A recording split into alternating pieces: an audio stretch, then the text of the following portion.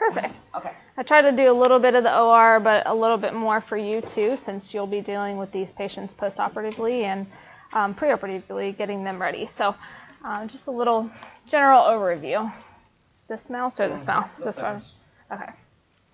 So this is how your patient will present. There'll be a 2-week-old who presents to the emergency room with a mother stating they've been vomiting for about 4 days and it's progressively getting worse.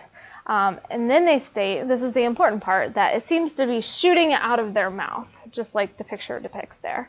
And it occurs after feeding, and now their infant is even more lethargic than they were before. And they seem to be losing weight according to them. So this is the classic, what the infant will present to the ED as. So this is pyloric stenosis, a little bit of pathophysiology. So here's your stomach, esophagus, and then the pylorus. This is your stomach. Food comes down your esophagus, sits in your stomach, and then when it needs to go down into the intestines, it has to go through this pylorus right here. In a normal physiology, the pylorus up here is open, so this area right here, so food can easily pass through. But in pyloric stenosis, this area right here hypertrophies or enlarges, thickens over time. So when they're born, often it's normal, but over time, especially starting at 2 weeks, it can start to thicken. And so whenever they feed, the food goes down, sits in the stomach, and then it cannot get past this hypertrophied muscle, so then it just vomits back up. And so why did that infant lose weight is because protein is very, very important, especially in the early newborn period. So they get some protein calorie malnutrition. So they start to lose weight very quickly. So anesthesia school, I always needed something to break up the day. So I found this. So the hallmark is non-bilious vomiting immediately after feeding. It's progressive and it's projectile up to 2 feet. So this is not your normal spit up. You know, parents are always like, oh, my baby is spitting up a lot. That's just a little drool that goes down the neck or whatever, and you get a little burp cloth. This is like shooting across the room. I'm going to hit you with this vomiting. It's classic. It's not your normal spit up. It's important to note that. They're irritable and hunger. No surprise, because they just ate something. It's not getting down past the pylorus, so they end up throwing it all up. So they have an empty stomach pretty much all the time. Some classic signs that you could see preoperatively are a firm, palpable, olive-sized abdominal mass in the right upper quadrant. The gold standard to diagnosis is through ultrasound. So they'll go to ultrasound before they come to the OR just to confirm that this is truly pyloric stenosis. And then you could also see paracelsus. I've never actually seen this before, but I've read this in a couple books that it's visible, so you can see the waves across the abdomen, which would be kind of interesting. So, more gory pictures. Electrolyte disturbances. So they're vomiting constantly. So this completely messes up their electrolyte balance. So vomiting, if you remember from nursing school, classic vomiting leads to all of your electrolytes to get out of balance, and metabolic alkalosis results. The classic, you know, I'm sure this was on some test at some point. It was for me. What are the ions in electrolytes that keep on getting out of balance? So your chloride goes down, your potassium goes down, your pH and bicarb go up. So that's leading to the alkalosis. They don't breathe well because of this metabolic alkalosis too, so they start to hypoventilate. They get respiratory depression. That's important to note. We'll talk about that a little later when they're post-op, because they will still have some of this lingering metabolic alkalosis hanging around in the post-op period, so they will also be at risk for respiratory depression. So it's important to note post-operatively. So because they're not getting good nutrition and fluids from their milk, they'll get severely dehydrated. And later on, the metabolic alkalosis turns into metabolic acidosis. So their whole ions are all messed up. Their electrolytes are messed up. So the job of us preoperatively is to fix that. The exact cause is unknown, interestingly. They don't know why that muscle hypertrophies, but they have associated with some other abnormalities. So there might be some other GI disturbances going on, such as short gut syndrome, some atresias, hernias, and GERD. The incidence is 3 in 1,000 births. Males, unfortunately for them, are 4 times more likely. Finally, they get something bad for them, right? And it usually presents at 2 to 18 weeks. So that in that case presentation, it was a 2-week-old. That's sometimes a little early, but usually we'll see them around a month here is what I've noticed, just as a general observation. But between 2 and 18 weeks is when they're really starting to see that projectile vomiting. And if you wait till 18 weeks, they're going to be losing a lot of weight because nothing's going in. So initial management, this was one of the test questions and the things that they always ask me in clinical. Is it a medical or a surgical emergency? It's always, always, always a medical emergency. So that means you, preoperatively, need to fix this on the floor before us surgery will ever consider coming and fixing it. Surgery is the gold standard to fix it, but they need to be medically stable with all their electrolytes first before we'll even consider bringing them to the OR. They're dehydrated, so easy one. We're going to fluid resuscitate them. Correct their electrolytes and acid-base balance prior to surgery. Now, because of all these electrolytes, especially in the ICU, I remember having all these protocols, and I'm sure we have them in place here too. Electrolytes can't just be turned on and off so quick. You got to instill those into the patient very slowly, because they also have side effects. It's not just like Gatorade, let's just drink it and it's fine. Electrolytes need to be infused pretty slowly. So this can take at least a day for them. They usually come in the ER, we fix them up on the floor, and then the day later they'll schedule them for surgery.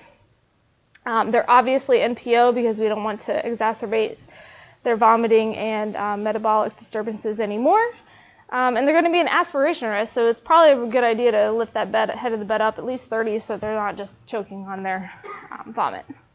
NG tube or an OG tube is very wise to suck out everything out of the belly. Once you put them in PO, you suck out their belly, usually the vomiting will stop because that irritant towards the pylorus is not there anymore. So good to know. So these goals. I want you guys to tell me, what is a normal pH? Like, I can read all these numbers to you, but unless you know the normal values, that's going to mean nothing. So what's a normal pH? Give me a range. Yeah, so 7.4 is like physiologic, right? So again, we're getting them trying to be as physiologic as possible. What about sodium? What's a normal sodium? Good, good. So this is on the lower end, but it's not crucial low.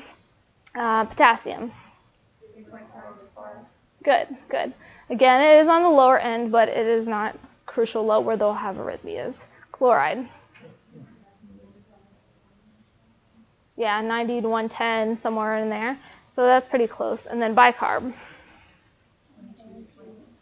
Yeah, 22 to 30, 22 to 28, just depends on reference lab. So this bicarb especially is important for the pH. So we want to, that's like a hard stop. We want that bicarb to be pretty low.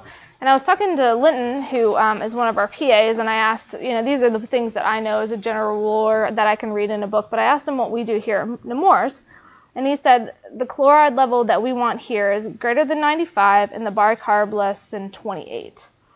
And then we want to get them hydrated. So what kind of solution for babies is good that you would think? LR, 0.9, D5. You want a low bicarb? What? Did you say you wanted a low bicarb or? We want it less than 30 because their alkalosis is going to raise that bicarb. Can we use no lactated ringers? So, For right, so no lactated ringers, correct. What we'll actually use is D5. So in babies, they're prone to hypoglycemia, especially with NPO and vomiting. So here we use D5 half normal saline. Now there's all these calculations out there for maintenance. So They did They did it. Oh, the 4-2-1? Prior to that, Dr. Reyes had given them just a video. Oh, okay. So, Perfect. So, yeah. Okay. So here, to fluid resuscitate them, we're going to use 1.5 times what their normal maintenance is. So if we normally do 60 mLs per hour, it wouldn't be that high. But if it was that, we would do 90. So we would do 1.5 times what their maintenance is. So we want to get them fluid resuscitated because they've been dehydrated for days. All right, so how can we tell that they're adequately hydrated? Name off some signs for me. What was that? Tears. Okay, they're going to be plentiful, dry. Yeah. Urine output. Okay, so this is a baby. So how are we going to know what'd you say? Fontanelles. Okay, but back to the urine output. So we have diapers, right? So how can a normal urine output that we shoot for is how much mLs per kilo? 2 to 3, yeah, at least 2. So we're probably not going to have fully in this baby, so how are we going to tell with the diapers?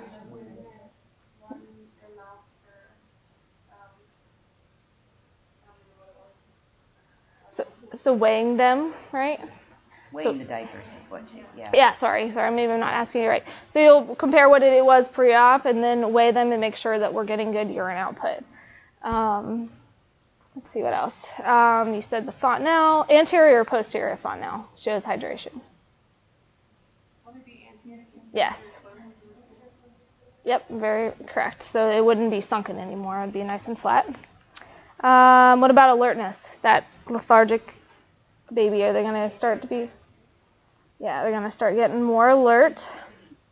What about their heart rate? This one might be a little more challenging. So a normal heart rate for a baby is what?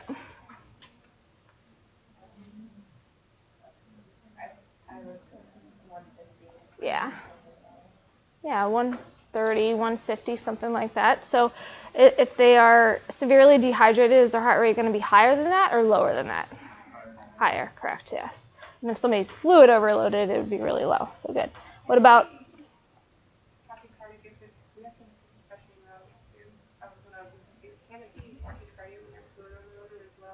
Yeah, that's like later though, right? Yeah.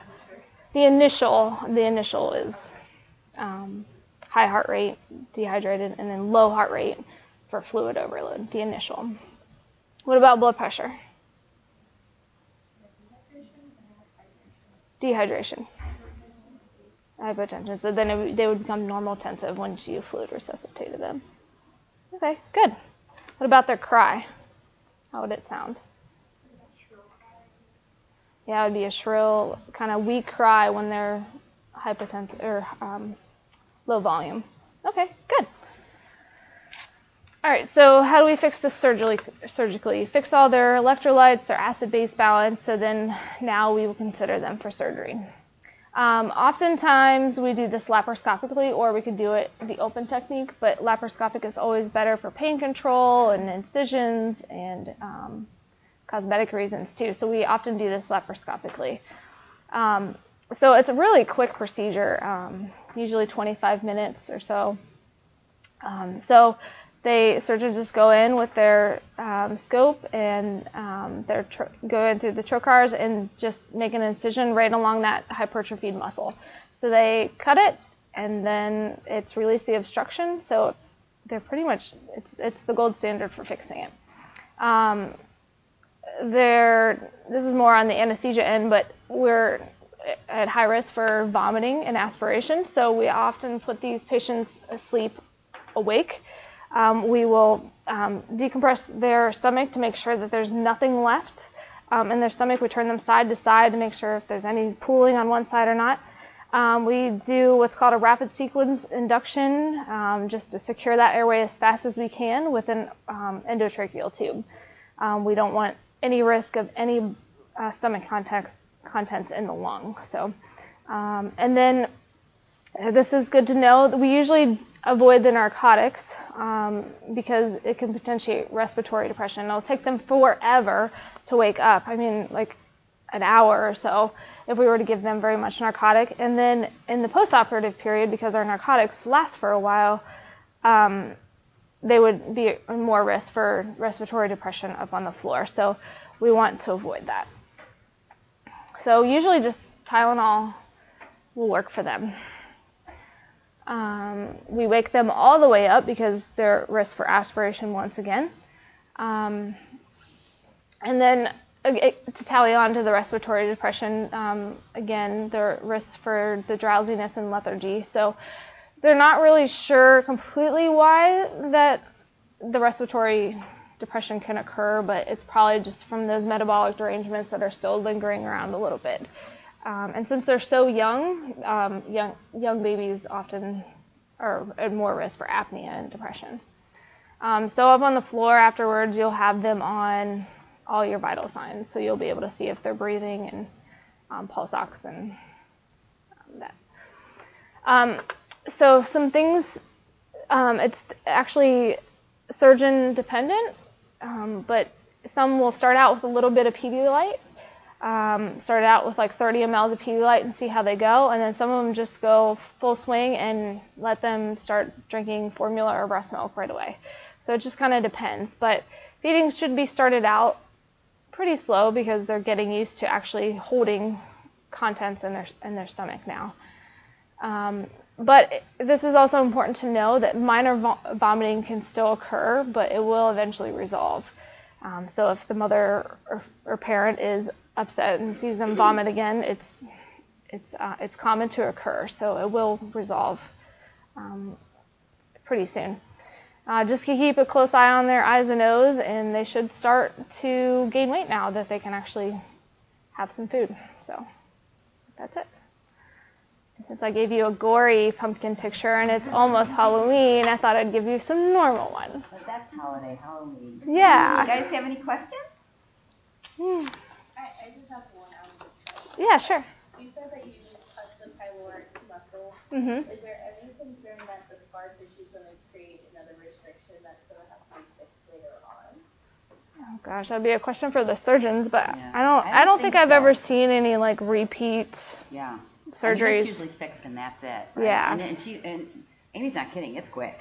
It's very quick. It's They very go in quick. and it's time to wake back up. So Yeah. You know what I'll do? I'll bring some trocars to the next time I teach you guys because I have an antisepsis. I'll show you the scopes and see if I can bring some things so you can see what we actually use, grass bursts and things like that, just because it's kind of cool. yeah, All that's right. it. All right.